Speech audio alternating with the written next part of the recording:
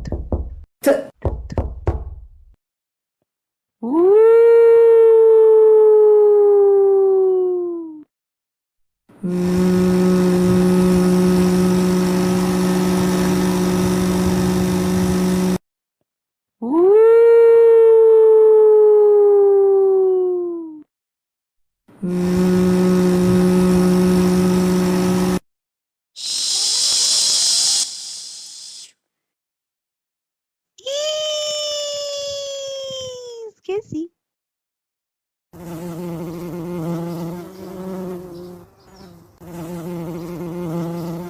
Nhaque. Nhaque.